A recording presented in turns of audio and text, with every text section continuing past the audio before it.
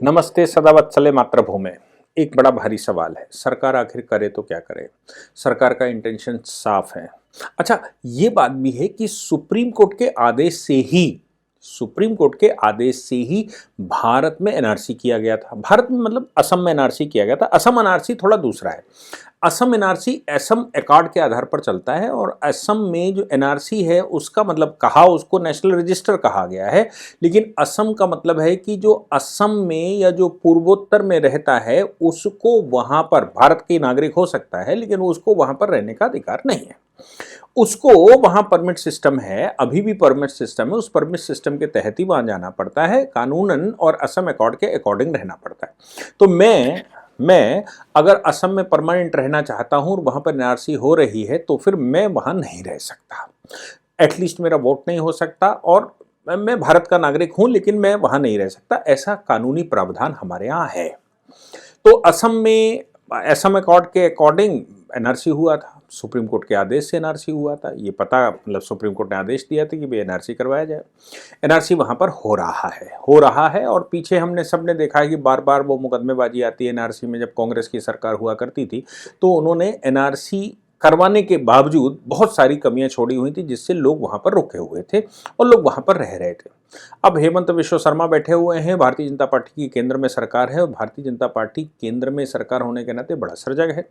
खास तौर से इलीगल इमिग्रेशन कोई भारत की समस्या नहीं है, ये पूरे विश्व की समस्या है। दूसरी बात ये भी है कि हम रोहिंग्याओं को लेकर या बांग्लादेशियों को लेकर या किसी और कंट्री को लेकर, हमारे यहाँ चूंकि हम रिफ्यूजी अकॉर्ड के पार्ट नहीं हैं, हम रिफ्यूजी स्टेटस किसी को नहीं देते हैं, हम भारत सरकार मतलब हम इंटरनेशनल कन्वेंशन के हिस्से नहीं है रिफ्यूजीज की, इसलिए कोई रिफ्यूजी कार्ड इंटरनेशनल लेकर आता है तो हमारे यहाँ नहीं रह सकता। अभी आपने देखा होगा कर्नाटक के कोर्ट ने, एक हाई कोर्ट ने ये बात कही भी थी कि भाई ये जो रिफ्यूजी कार्ड बंटे हुए हैं ये आप चूरन चटनी की तरह बांटे हुए हैं। या सुप्रीम कोर्ट की टिप्पणी थी, जो मुझे याद है कि टिप्पणी थी, हाँ सुप्रीम कोर्ट की टिप्पणी थी कि भाई ये रिफ्यूजी कार्ड जो है आपने चूरन चटनी की तरह बांटे हुए हैं, भारत में इसका क्या मोल है।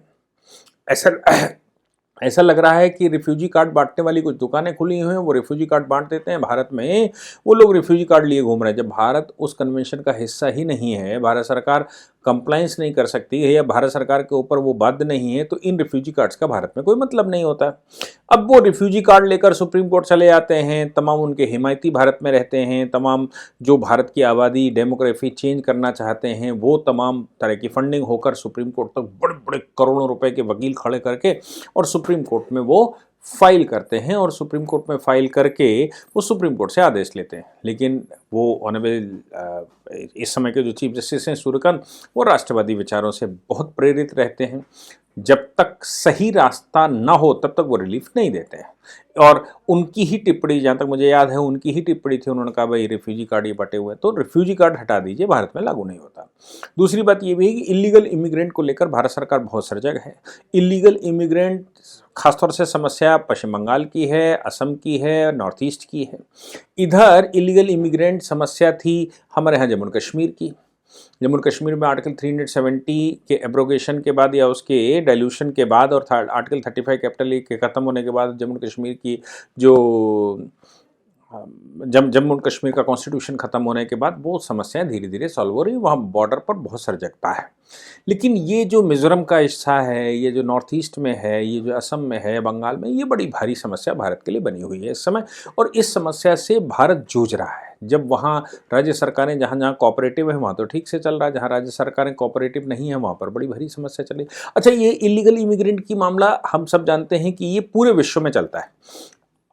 डोनाल्ड ट्रंप जब बैठे थे तो उन्होंने हेलीकॉप्टर से भारत में, हवाई जहाज़ से, सेना के हवाई जहाज़ से भारत में लोगों को भिजवा दिया था। तो बड़ा हंगामा हुआ कि भाई ये तो बेइज्जती हो गई, उनको बिठाया यहाँ पर छोड़ गए। वो लोग जो हरियाणा पंजाब से गए हुए थे उनका कहना था 50-50 लाख रुपए खर्च करके वो इलीगल रास्ते से गए थे। अब इनका क्या होगा, उनका क्या होगा। भारत सरकार की जिम्मेदारी नहीं है ना, मतलब भारत सरकार की तो जिम्मेदारी नहीं बनती। लेकिन पूरे विश्व में ये ट्रेंड है कि अगर उनके यहाँ इलीगल इमिग्रेंट पाया जाता है या तो वो जेलों में ठूस कर रखते हैं, नहीं तो सबसे कम जो काम करते हैं उसको बिठाते हैं सेना अपने सरकारी वाहन में और उस देश में छोड़ देते हैं, वो देश अपना समझेगा। और वो देश भी समझेगा क्या, अगर कोई यूएस का प्लेन हमारे यहाँ आ जाता है, कोई दूसरे देश का प्लेन हमारे यहाँ आ जाता है, तो एटलीस्ट हम ये तो चेक करते हैं कि ये किसको छोड़े दे रहे हैं और हमारे यहाँ का ये निवासी है कि नहीं है। अब जो वो नागरिक है पकड़ा जाता है तो उसके अपने प्राण छुड़ाने होते हैं, तो वो फटाक से उतरता है, अपने घर का पता बताता है और अपने घर पहुँच जाता है। नहीं तो क्या है, अगर ये पता लग जाए कि भाई ये तो हमारा नागरिक नहीं है, तो यूएस वाले उसको उठा ले जाएंगे और ले जाकर वो अपने यहाँ सॉलिटरी कन्फाइनमेंट में जमा कर देते हैं। पूरे विश्व में यही चलता है। इसलिए जब भी कोई इलीगल इमिग्रेंट किसी दूसरे देश में छोड़ा जाता है तो वो जनरली झूठ नहीं बोलता और उस देश में जाकर वो अपनी पहचान बताता है और अपने घर चला जाता है। वो देश उसको एक्सेप्ट भी कर लेता है। हमारे यहाँ भी एक बड़ी समस्या, अभी आपको याद होगा मैंने उस पर बताया भी था, पूरा एक एपिसोड बनाया था और उस पर मैंने कहा था कि भाई कुछ लोग जो बंगाल से पकड़े गए थे, दिल्ली में पकड़े गए थे, बंगाली थे और दिल्ली में पकड़कर उनके खिलाफ एक बाकायदा वो उन्होंने अपने अते पते बताए, उन्होंने अपने घर बताए, उन्होंने अपने परिवार बताए। भारत सरकार ने उनको उनके ऊपर मुकदमा चलाकर जो भी निर्णय हुआ और पता लग गया कि ये फॉरेनर्स एक्ट में आते हैं, फॉरेन ट्रिब्यूनल में बैठे, फॉरेन ट्रिब्यूनल ने डिसाइड कर दिया, वो क्वासी जुडिशियल बॉडी होती है, तो उसको बांग्लादेश में छुड़वा दिया। अब वो उसकी उनके चूंकि यहाँ कई वर्षों से रह रहे होंगे तो उनके रिलेटिव बंगाल में होंगे, उन्होंने हाई कोर्ट में पिटीशन डाल दी, बोले हमारी तो इनसे शादी, उनसे शादी, ये हैं वो हैं, और गलत तरीके से भेज दिया। बंगाल हाई कोर्ट ने, कोलकाता हाई कोर्ट ने इस पर आदेश दिया था कि तत्काल इनको वापस बुलाया जाए, इनकी अपील हम सुनेंगे, इनकी अपील हम सुन के डिसाइड करेंगे। हालांकि उस समय भी मैंने यही कहा था कि भैया आप मुझे बताइए ना, वो जिस देश में गया वो ऐसा तो नहीं एयरपोर्ट पर हम फेंक आए होंगे, उसको आसमान से फेंक दिया।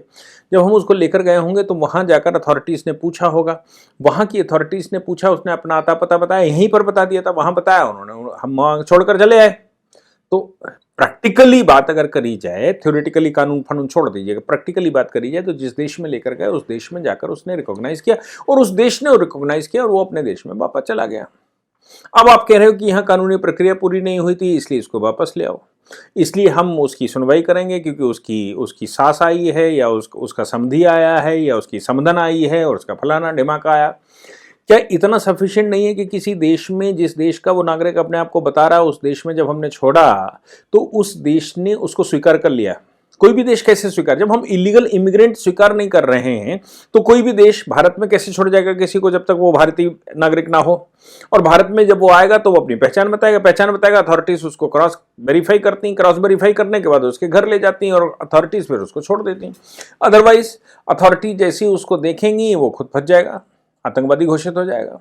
वो जिस देश से आया वहाँ या तो वो उसको डिटेन करके रखेगा, नहीं हमारे देश में आ गया तो हम भी उस पर मुकदमा चलाएंगे, उसको डिटेन करके रखेंगे और पता करेंगे कि कहाँ का रहने वाला है।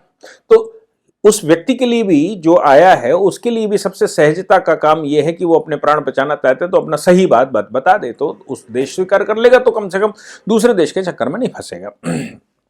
अब वो कोलकाता हाई कोर्ट ने ऑर्डर कर दिया था।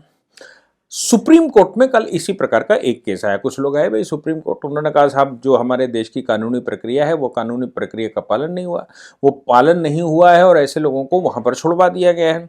खासतौर से एफटी के द्वारा एफटी का डिसीजन आ चुका। अब देखिए, इलीगल इमिग्रेंट जब एनआरसी हो रही है असम में, तो एनआरसी में जो लोग पकड़े गए उनका मुकदमा होता है एफटी में, यानी कि फॉरेन ट्रिब्यूनल में।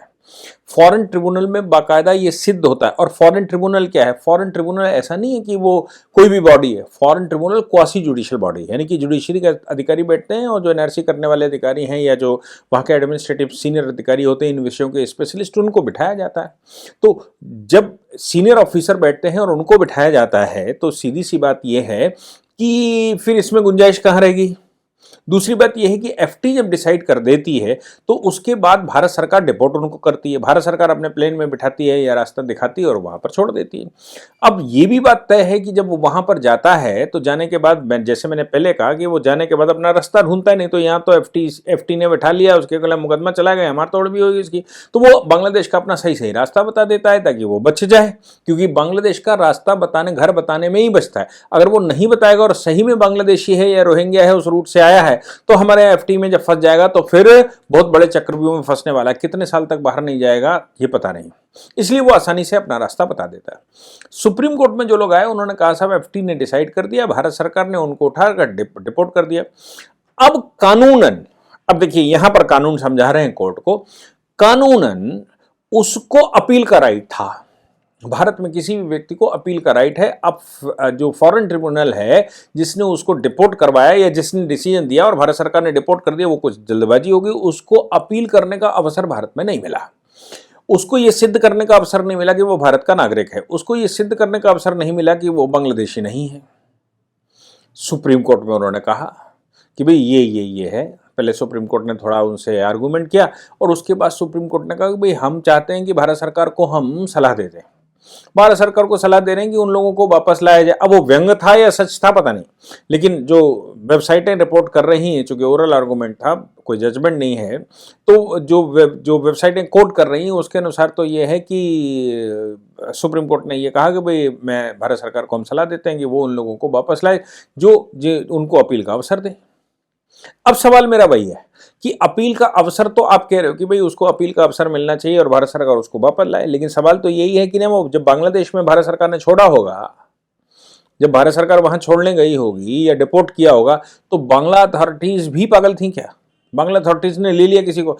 भारत में 10 करोड़ मुसलमानों को भारत सरकार छोड़ना चाहती है बांग्लादेश में, बांग्लादेश ले लेगा क्या?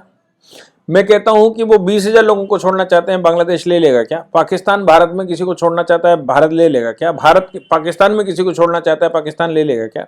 अरे भैया, उस देश में जैसे ही पहुंचे होंगे, इन लोगों को डिपोर्ट किया होगा, यहाँ पर हमने मुकदमा चलाया, पहले NRC के उसमें चलाया, फिर फॉरेन ट्रिब्यूनल में चलाया, उसके बाद जब सिद्ध हो गया कि ये बांग्लादेशी है या रोहिंग्या है, थ्रू बांग्लादेश आया या प्योर बांग्लादेशी है, तो फिर हमने डिपोर्ट किया और उसने वहां पर पता बताया अपने प्राण बचाने के लिए, उसने पता बताया, उनकी अथॉरिटीज ने उसको क्रॉस वेरीफाई किया और अपने देश में ले लिया। अब किसी मामले में 3 महीने हो गए, किसी में 6 महीने हो गए, किसी में 1 महीने, तो सवाल ये है, प्रैक्टिकल अप्रोच ये है कि भारत सरकार ने जब उनको छोड़ा होगा तो बांग्लादेश सरकार ने ऐसे ही ले लिया क्या? वो भी मोहम्मद यूनुस बैठे हुए हैं, ऐसे ले लिया होगा? भाई क्रॉस वेरीफाई किया कि नहीं किया, और उसको अपना नागरिक माना नहीं। लेकिन भारत में लोगों के पेट में इतनी तेज मरोड़ उठी, इतनी तेज दर्द हुआ कि उन्होंने कहा साहब, अपील का राइट, हमारा कॉन्स्टिट्यूशन, हमारा संविधान, हमारा कानून तो कम से कम एक बार तो अवसर देता है कि वो अपनी अपील फाइल कर ले। ट्रिब्यूनल का, फॉरेन ट्रिब्यूनल का डिसीजन, भारत सरकार तत्काल एक्टिव हो जाती है और उनको वहां छोड़ आती है। छोड़ाती मतलब फेंक आती है, इनका कहने का मतलब छोड़ाती मतलब फेंक आती है। बांग्लादेश ने क्रॉस वेरीफाई नहीं किया होगा उनको लेते समय, फेंक आती है। तो बोले भाई भारत सरकार वहां पर फेंक आती है, उसको यहां पर कम से कम एक बार अपील का अवसर मिलना चाहिए। तब सुप्रीम कोर्ट ने कहा कि भारत सरकार को हम कहें क्या? भारत सरकार को कहेंगे कि भाई उन लोगों को, जिन लोगों को छोड़ा है, जिनकी अपील नहीं हुई, जो एवं गए थे, फॉरेन ट्रिब्यूनल ने भले ही सिद्ध कर दिया हो, लेकिन उनको हमारे पास तक अपील करने का अधिकार है, और चूंकि अपील नहीं हुई है इसलिए इनको वापस लाया जाए। मैं समझता हूं आप सबको बताना चाहिए कितना जस्टिफाइड है। मतलब वापस बांग्लादेश अथॉरिटी मना कर देती और कहती है हमारे देश का नागरिक नहीं है, तब तो बात समझ में आती कि भारत सरकार उसको वापस लाती, फिर वो उसको टेररिस्ट घोषित करती, और टेररिस्ट घोषित करने के साथ साथ वो उसके पीछे पड़ जाती, उसका गहराई से इन्वेस्टिगेशन होता और पता लग जाता कि ये तो भाई ना तो बांग्लादेश का है ना भारत का है, भारत की भी उसकी कोई जड़बूल नहीं है, इसका मतलब पाकिस्तानी है या फिर ये आतंकवादी है या फिर कौन है, पता करना पड़ेगा, उसको जेलों में रखना पड़ेगा, उसके साथ व्यवहार भी सही सही करना पड़ेगा। इसलिए तो वो अपना पता बताता है। अगर हम इतनी सख्ती ना करें तो वो अपना पता थोड़ी ना बताएगा, वो तो यहाँ रह रहा है, यहाँ बढ़िया रह रहा है। अब यहाँ पर अगर सुप्रीम कोर्ट ये कह देगा कि नहीं नहीं, ऐसे लोगों को बिना अपील के नहीं छोड़ना है, भारत सरकार को इतनी जल्दी क्या है कि वो जैसे ही ये कांड होता है, जैसे ही फॉरेन ट्रिब्यूनल डिसाइड कर रहा है, उसको पकड़ते हैं, उठा के छोड़ाते हैं। ये जरूर है कि भारत सरकार उसकी पब्लिसिटी नहीं कर रही, मैं मानता हूं भारत सरकार उसकी पब्लिसिटी नहीं, क्योंकि ये करने के काम है इलीगल इमिग्रेंट्स के, ये हंगामे करने के काम नहीं है। भारत सरकार जैसे ही डिसाइड होता है, उसके जितनी जल्दी अवसर लगता है उतनी जल्दी वहाँ छोड़ देता है। और वहाँ छोड़ने का मतलब भी ये बिल्कुल नहीं होना चाहिए कि वो बांग्लादेश अथॉरिटी कहती है हाँ तुम लाए हो तो चलो हम ले लें, ऐसा नहीं है। वो बाकायदा उस देश से भी कन्फर्मेशन आता है। अब ऐसे मामलों में वापस बुलाकर उनको अपील की सुनवाई देना, उनको भारत के लीगल सिस्टम में लाना, और पता नहीं बाद में वो सिद्ध कर दे ये टिप्पणी आई कि बाद में वो सिद्ध कर दे कि भारतीय नागरिक है, तब तक तो वो 6 महीने वहां रहेगा। मैं तो सबसे पहला सवाल यही पूछता हूं कि क्या बांग्लादेश सरकार आंख बंद करके ले लेती? क्या भारत सरकार किसी को आंख बंद करके ले लेती है? ऐसे ही अगर ऐसे चलता रहेगा तो बांग्लादेश की सरकार अपने हेलीकॉप्टर, हवाई जहाज भेजना शुरू कर देगी नई दिल्ली और कहेगी ये आपके लोग हैं, हम आपके यहाँ छोड़े दे रहे हैं, हमारे लोग हैं, हमारे यहाँ छोड़े दे रहे हैं। जब हमारे यहाँ आएगा तो हमारी अथॉरिटी नहीं चेक करेंगे क्या कि ये बांग्लादेशी यहाँ छोड़े दे रहा है या फिर वाकई में ये हमारा नागरिक है? अगर उसको बचना होगा तो वो तत्काल अपना पता बताएगा कि मैं तो भैया फर्रुखाबाद का रहने वाला हूँ, ये मेरा घर है, अथॉरिटी उसको कंफर्म करती हैं और उसके बाद उसको जाने देती हैं। तो ये प्रैक्टिकल बात, थ्योरेटिकल बात तो ये है कि भाई कानून में अपील का प्रावधान है और अपील उसका राइट है। प्रैक्टिकल बात यह है कि जिस देश का वो नागरिक है वहां पर उस देश ने उसको स्वीकार कर लिया, मतलब वो नागरिकता कन्फर्म हो गई। क्यों लीगल सिस्टम में आना, क्यों मुकदमेबाजी करना, क्यों ये सुप्रीम कोर्ट तक कौन खर्च करेगा, कैसे खर्च करेगा, वो सारे प्रश्न हैं। लेकिन सुप्रीम कोर्ट की टिप्पणी आ गई कि भाई ऐसे लोगों को अपील का अधिकार देने के बाद ही, अपील में जब हम सुन लें या अपील सुन लें तो अपील के बाद ही उनको डिपोर्ट करना चाहिए, ऐसे उनको सीधे डिपोर्ट नहीं करना चाहिए। आप टिप्पणी करके जरूर बताएंगे, मुझे लगता है कि आप बताइए टिप्पणी करके कि सुप्रीम कोर्ट की ये टिप्पणी और कोलकाता हाई कोर्ट का वो ऑर्डर कि इनको तत्काल वापस लाओ, हम इनको पहले सुनेंगे उसके बाद डिपोर्ट किया जाएगा। आप जिनको डिपोर्ट करके आए हैं वो गलत तरीका है, आपने उनको सुना नहीं, उन सुनवाई का अधिकार नहीं दिया, अपील का अधिकार नहीं दिया, आप उनको छोड़ाए, किस आधार पर छोड़ाएं, जल्दी से लेकर आइए। इस पर निश्चित तौर से हम आपकी टिप्पणी चाहेंगे और ये पता करना चाहेंगे कि इसका कोई और उपाय आपके पास है क्या। आप इसके विषय में कोई मैकेनिज्म किसी को मालूम है क्या, बताइए, हम बोलेंगे। हो सकता है भारत सरकार को भी पता लग जाए तो उस मैकेनिज्म के अनुसार ही भारत में कुछ खेल हो जाए। जय हिंद, जय भारत, वंदे मातरम।